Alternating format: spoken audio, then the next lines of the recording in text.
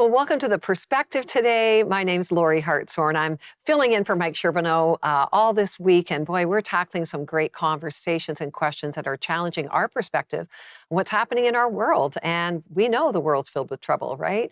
People are struggling to make ends meet. Families are in disarray. There's mental health is on the decline. And in the city I live, and most likely yours too, more people are living on the streets and in shelters than ever before.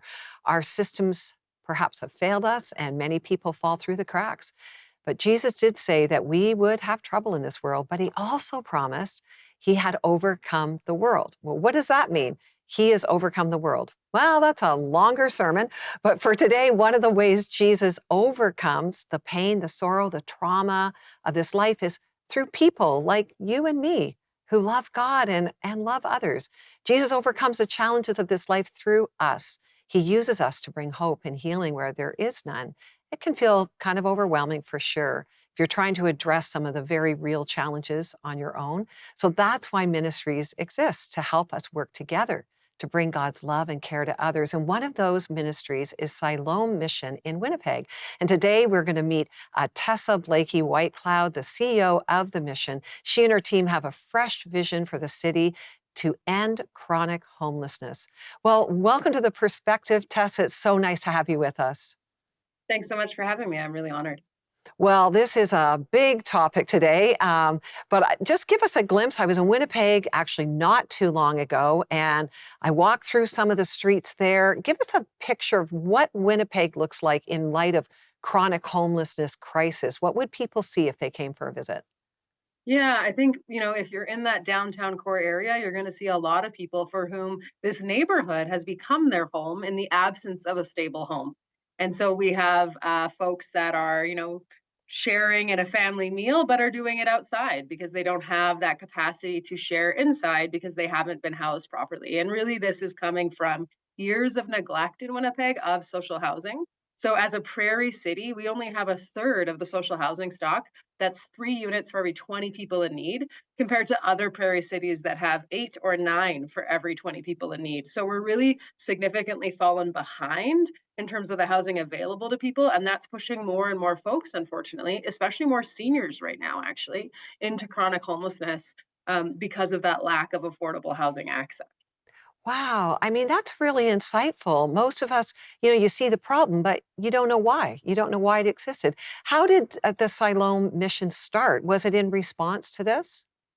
So actually, Siloam started with a redemption story through Christ that's just so beautiful. There was a gentleman named Mr. Lee who went to prison for criminal charges that were violent charges, but in prison found Jesus and found God, and then recognized that Jesus' call to us to, shelter the unsheltered, to clothe the unclothed, to feed the hungry, was the most important expression for him of his Christianity. And so when he left prison, he began the work of an outreach ministry, initially just serving meals and preaching the gospel and that everybody was worthy of love and dignity. That eventually grew into the largest shelter and sort of social support system for people experiencing homelessness in Winnipeg.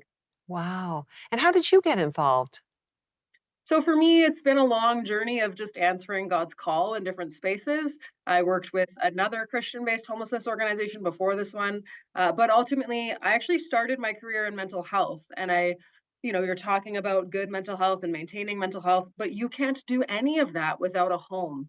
And so, Mm. housing first is how we talk about housing needing to be designed. People need access to that sense of belonging and that stability of a home before they can address complex mental health issues. And so, I just realized kind of working on the mental health end that I wasn't working at the root of the problem. And then, through my church, someone tapped me on the shoulder to say, "Hey, this homelessness agency is looking for support. Would you think about working there?" And I prayed on it, and then that evolved, and then I actually got the call for this position from a headhunter again. So just kind Yeah. of answering, where can I go to be most in service of Jesus' mission, right? And so that's kind of how my careers led me here. That's really amazing. Sometimes we don't know why we land in the places we land, but it's really, really beautiful how God's directed you there. And I appreciate what you just said about sometimes we think, this is maybe all a mental health issue, this is all an addiction issue, but we miss some of the core needs of people, which frankly is to have a safe place to live. right? Yeah. And Siloam's, I say maybe new vision, I don't know if it's actually new, but your vision in Winnipeg is a Winnipeg without chronic homelessness. And you actually have a housing strategy that aims to create 700 to 1,000 social housing units in the next decade, so the next 10 years. Tell us Mhm. about this strategy and, yeah, why is this so important again? Totally. So as an agency, it is a relatively new vision for us. We landed on there in the spring of 2022. Part of this strategy for us was recognizing that so much of shelter best practice that's being, researched and proven across Canada and the United States, and even in other countries, is really focused on how we house people when there's market housing or when there's social housing available. And so, as we committed at the same time that we committed to that new vision to being a best practice organization, we recognize that actually the gaps in the social housing stock in Winnipeg were going to prevent us from being able to live into that goal.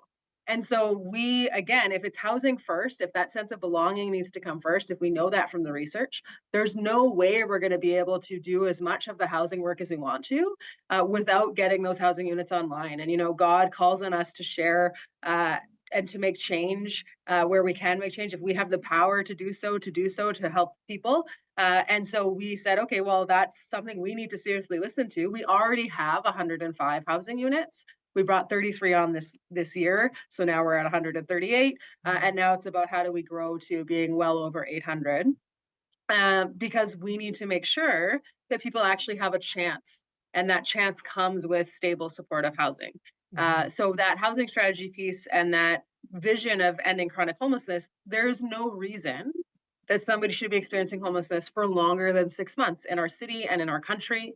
And that's the definition of chronic homelessness. And so we wanted to say, emergencies are going to happen. That's like reasonable, but we should be able to solve this for people quicker. And a part of doing that is having the units to do so. So, what do these units look like? Like, is this a big complex you're building? Are these tiny homes? Like, what do they look like? This is a great question. It's really going to be project by project. And one of our first steps that we actually just hired and started working on this month is we have hired a lived experience person who's experienced homelessness, actually come through our services at Siloam and has been on our staff team for a couple of years now, who's just been, newly put into this new position to bring together other folks with lived experience to say, what is the housing you do want? One of the things that can make people's housing fall apart is that they feel lonely because they're used Yeah. now to a shelter, right? So maybe they want a more congregant environment with a small bedroom to themselves and shared living space. Other folks maybe want their own space altogether. So we're going to do the work now of listening to folks to hear what they're looking for and to understand that. But also, every project's going to be different. So we have a project we're hopeful will come online soon that's supporting people exiting the hospital who would otherwise be exiting into homelessness.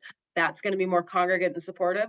The 33 units we brought online this year are all bachelor and one bedroom suites in a building, in a complex, but just like a regular apartment building. Yeah. So it's going to just depend on each project and how that comes together and who we partner with to make those projects a reality. Well, you do believe in partnering, which is beautiful. None of us can do this alone, right? Collaborating Mhm. with other organizations, it's actually key and I think in any area of ministry or life, right? To helping those that are Mhm. experiencing homelessness in your case. What are challenges then and what are the opportunities that come with partnering? I think one of the core opportunities that comes with partnering is that you get to see more than sort of where you're at in that silo that you might be operating in. So you get to better understand options, you get to better understand where they're coming from, programs get stronger. We are working out the details of a partnership right now that might actually attach everybody we put in housing to a family doctor. Like, how incredible would that Mm. be? That's not something we Wow. could do on our own. I think part of the challenge is that almost at the governance level, it means you have more people involved. It means you need to do the work of building trust and building common vision and mission, so that you can know that this is going to move forward and not just work because today's leaders are able to work together. It needs to be something that's enduring because our community in everything we do has Yeah. to come first. And so Right. it has to be built stably for them so it's not disruptive later. Yeah. But I think there's more opportunities in collaboration than there are challenges, or rather that the challenges are worth it. You know what? I really agree with that. I mean, any relationship has its, give and take. And that's the same with learning to work together to Mhm. solve a problem. So I just love that. I love the creativity of it. Who would think like partnering with doctors? I mean, that's a obviously great connection. So, we're going to come back in just a minute, and we're going to hear a story of someone's life that's been impacted. Someone, as you said, has lived experience, and perhaps is now on the serving end. So stay with us. We'll be right back.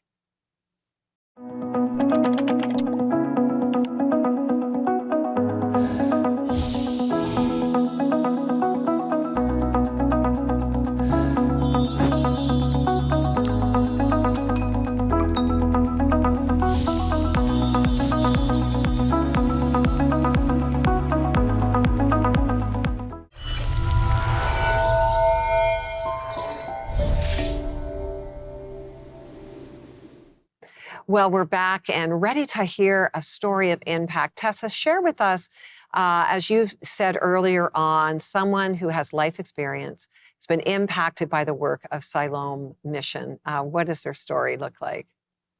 Yeah, it's so wonderful to have the difficulty in this moment of which story to choose, right? Yeah. And we mentioned earlier offline, this work is hard work and it's heart work. So it can be really heavy, but it's really beautiful that you get to celebrate all of these wonderful moments with folks. So, I can pick stories of folks who, we have a staff member, for example, who had an addiction, had a criminal challenge because of that addiction, got through that, and now he spends his days talking people in our drop-in through deciding to get sober. So we are behavior-based at Siloam Mission, which means that there's no barriers to access services here so long as you can be respectful. So folks are actively addicted. We love them there as Jesus would love them there. We work with them. We tell them that they are worth their recovery. And this particular individual has supported dozens of people in the last 2 years by sharing his own journey of saying, like, I could do this. Like, I was like you. I experienced homelessness. I experienced addiction. I went to jail. And I still found redemption and found that capacity to reconcile with my family and reconcile with myself and with God, and now have come out that other side of it as being a helper. And I just think that it's so phenomenal because the passion that, and so many of our staff have stories like this, the passion that they can bring to that effort, and this particular individual can bring to the work that he's doing to say, I see you and know you and have been you. Yeah. And more is possible. God has better intentions for your life. Yeah. Is just so impactful. Absolutely. I mean, our story, our testimony is so often the way God uses us. And what really stands out to me is maybe it's just natural for you to think, oh, someone who's come through our program would now work here. But actually, I just want to say that's not actually normal. Like a lot of times ministries are like, okay, we did our part. Now, good luck with that. So I just want to affirm you that you have a history and a record of people not only experiencing the healing, but then healing others within the ministry. That's amazing. Has that been a foundational value of this mission from the beginning? Totally from the beginning. I'm Wow. really recognizing that, we need to, when we're talking about supporting different populations, and in this case, people experiencing homelessness, the best practice says nothing about us without us. So Mm. prioritizing people who have that lived experience, but also that they have a special gift and capacity to share in a way that me never having struggled with addiction, I'm not going Right. to understand to the same level, to the same degree. I can read about it, I can empathize, but they are like, yeah, I literally Yeah. know, Yeah. and I literally, despite knowing, love you and believe in you. And Yeah. I think that that's transformational for folks. And I think it's also a really important part of our Christian foundation as an organization to recognize that people need to be loved exactly where they are. And so, now as people move into that helper role, we're so excited for them to be in that helper role. And that's a part of their continuation of their healing journey is, it's not just, okay, we found housing for you, see you later. It's okay, well, we found housing, and what does purpose look like? And what does Yeah. community look like? And Yeah. what does living into your fullness uh, look like? And how do we make that possible for people? And we're really, really blessed that for Yeah. so many people, they choose that fullness and that purpose to be supporting folks in a similar situation. Well, I just think it's, can we say the proof is in the pudding? So they're seeing these really examples of what can be true to Hmm. them all amongst them. And that's just the most powerful way to do any kind of work or ministry. And reading through your values, one of your core values is truth and reconciliation. And you say it's our responsibility as a Christian organization to acknowledge the realities and histories of the original peoples of this land and all who are oppressed. So why is this a significant core value, and what does it look like? Yeah, so it's a significant core value for us because it's just so important that we are, not allowing sort of blindness or a lack of recognition of what's happened in the past to when we represent statistics in terms of who we're supporting. So we are an agency that's supporting predominantly Indigenous folks. And that's because of the history of oppression that they've experienced in the country of Canada. We had residential schools, open long enough that I could have gone all the way to grade 2 in them. And so, we need to ensure that we are doing the right type of education to recognize this family breakdown that's happened, the abuse that's happened. Homelessness is a symptom of those things. It's not an individual choice. It's not an individual's issue, but rather a part of that systemic oppression. And so truth and reconciliation, the truth part of it is that education, being historically informed, listening to people, listening to survivors. In our case, also, we have an Indigenous Advisory Council that offers guidance and support. And we have an Indigenous Employee Circle that offer guidance and support to us. But really important that the reconciliation piece looks like, how do we therefore make things right? So how do we create space for Indigenous folks in a way that, I believe strengthens our Christianity to connect to Creator and God and their teachings? How do we create space to say, harms were done, unfortunately, in Jesus's name? And so as followers of Jesus who know that his core is love, his core is compassion, his core is that everybody is worthy, how do we undo some of the harm that said in his name that people were unworthy? And how do we be a part of reconciling those relationships? Yeah, that's so good. That's so good. Is there Indigenous background in your family and your history as well? So I have cousins that are Métis, and I married into an Indigenous family. Okay.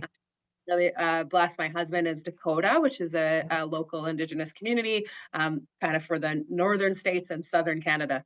Right. So, yeah. So it's close to home and you get the realities, the truth of it. And that's so good. So a loaded question. I wouldn't have enough time really to answer this, but can homelessness be ended? Absolutely. I think it takes all of us willing to work together on it. It takes making a significant investment now. It's the seeds we sow today, right? And I think so often we're like, well, those seeds are expensive, but we're going to pay for it way more as a society over time if we don't make that investment now. So it is about the political will. It is about prayer. It is about all of us coming together to say, what's my part? How does God want to use me to solve this issue? As Jesus teaches us to, as the Good Samaritan story teaches us to, as so much scripture says, taking care of the poor and the oppressed, and that God has a special place in his heart for those folks. How do we live that out? So I think it can be solved. Admittedly, I thought it would be by the time I was a grown-up, and I'm a grown-up. But I think it still can be. And, even if I don't get to see that in my lifetime, I know that God wants us to do the work anyway. Yeah. Well, I think it's become so apparent all across our nation and in the US, our North America. I think this is becoming really a crisis point. So thank you for the work that you do. Just in closing, what's one of the most significant learning as you lead and serve those who are homeless, those who suffer? What have you learned? It's going to impact anybody it wants to. Homelessness is across all races, all ethnicities, all income levels. We have doctors and lawyers who are beside kids that exited care and never, ever had a chance to be housed. It is, so capable of touching so many people.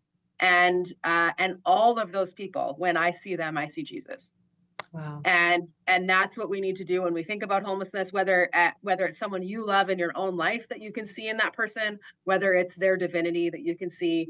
They were created in the image of God, and we are called to love our neighbor, and loving our neighbor looks like solving homelessness in our cities. Right, right. That is the heart of it. That's the why behind it. Thank you for sharing that with us, because I think sometimes we look at someone else's job to do. But Right. thank you for reminding us that when we all operate out of love, when we see people as image bearers, representatives of God in this world, then we can engage more from our heart. But thank you for the hard work that you're doing out there. Where can people find information about your ministry? Siloam.ca, Okay. like the pool of Siloam, the place of healing in the Bible. So SILOAM.ca. That's wonderful. I encourage you to go there. Thank you, Tessa. God bless you, and to all the people that you serve. And may Winnipeg lead us in Canada in the example that you're setting for us. May you lead us towards a country, cities, towns without homelessness. Thank you. Yeah.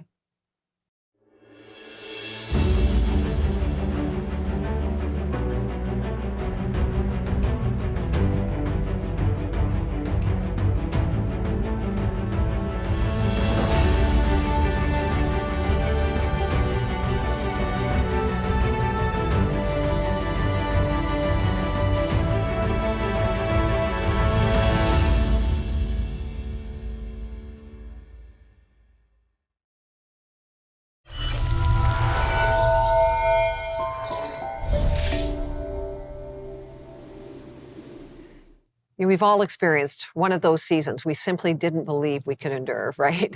One where life was hard and we were just so tired, we just weren't sure we could actually get through it. Maybe it's a sickness, maybe it was a job loss, a divorce, a death. The seasons change, but the fatigue remains. I don't know about you, but my prayers tend to be more fervent in those kinds of seasons. Typically, they sound like this: Lord, please rescue me out of this season. I can't take it anymore. In a tough season when I was experiencing a lot of pressure and overly busy schedule, some loss in my life, and struggling with my health, I read Psalm 55:22, and it simply says, "Cast your burden on the Lord, and he will sustain you." Now, my first reaction was to express my frustration to God. Lord, I've been casting my burdens on you for months. I've been telling you all about it, and it's not improving. I'm giving you my burden, so rescue me out of it. Right? Then amid sort of my tired rant to God, the Holy Spirit just graciously focused my heart and mind on the latter half of this line, and he will sustain you. See, being sustained through something and being rescued from something are two very different things. One of the reasons people get angry at or frustrated with God is that they hold him to promises he actually never made. God never promised that if we pray, he will rescue us out of every season of hardship and trouble. He does rescue, but not all the time. He's promised here to sustain us through them. Now, the word sustain means to strengthen or to support. It's like a strong foundation. Even if a wall falls, the foundation strengthens and supports the rest of the structure. See, God is always faithful to his promises. So, what are you currently facing? Are you maybe worn out? Are you wondering why God doesn't deliver you and rescue you from whatever you're facing? Maybe your marriage is suffering, your kids are sick, money is tight, you have a strained relationship in your life, or you're under a lot of pressure at work.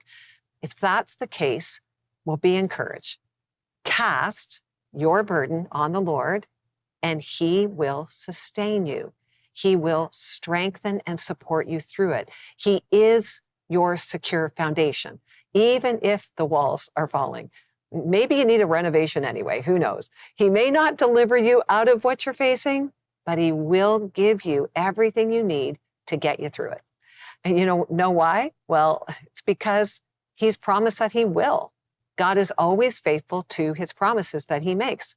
He's promised to sustain his children through any and every season as we cast or keep giving our burdens on him. So what burden do you need to give to the Lord today? Don't keep them to yourself. Give them to him. He can carry them, and he can carry you too. I love the amplified version of this verse. It reads like this: cast your burden on the Lord, release it, and he will sustain and uphold you. He will never allow the righteous to be shaken, slip, fall, or fail. Isn't that good? So not only will God sustain and uphold and support you when you give him your burdens, but he will enable you not to be shaken, not to slip, fall, or fail. when we're carrying a heavy load, it's easy for us to slip and fall, right? I was recently carrying a huge load of groceries into our cottage. I thought I could handle all the bags and whatever, and I caught my foot on the step. Yeah, it wasn't pretty. I went down and everything I was carrying went flying. I'm glad it wasn't caught on video, or it might have gone viral. But if only I had asked my husband to help me carry the load. He would have willingly and quickly taken its weight from me so I wouldn't slip or fall and ultimately fail. You get the point. Stop carrying such a heavy load around.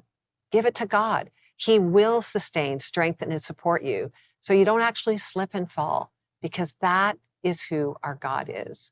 So cast your burden, your care, your heavy load on him today. And as he has promised, he will sustain you. My name is Alan Gallant, the Executive Director of Agora Network Ministry. My wife and I had the privilege of writing a book called The Beautiful Strokes of God. This book is to encourage anyone that has gone through in the local church a mental health crisis. So if you're needing to read some good material on mental health and healing and the church, reach out to Agora Network Ministries and we can provide this book for you.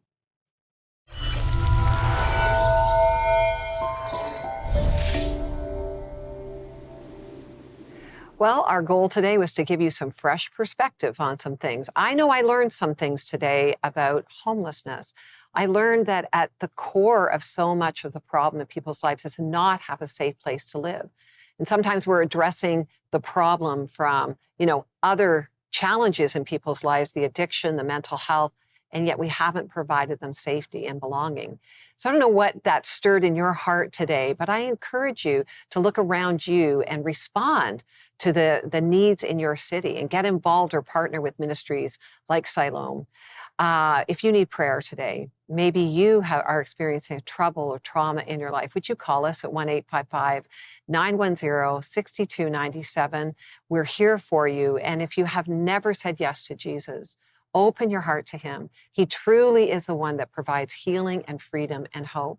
And write to us. We want to give you a free resource, a daily devotional from The Perspective. Write to us at prayer@theperspective.tv. This daily devotional will encourage you each day. It's beautifully done, beautifully written. It'll be something that will be a great start to your day, or maybe a great way to end your day. I want to thank you for watching today. Why don't you join us tomorrow for more perspective on some of life matters, and know that you're deeply loved today. Thanks for watching.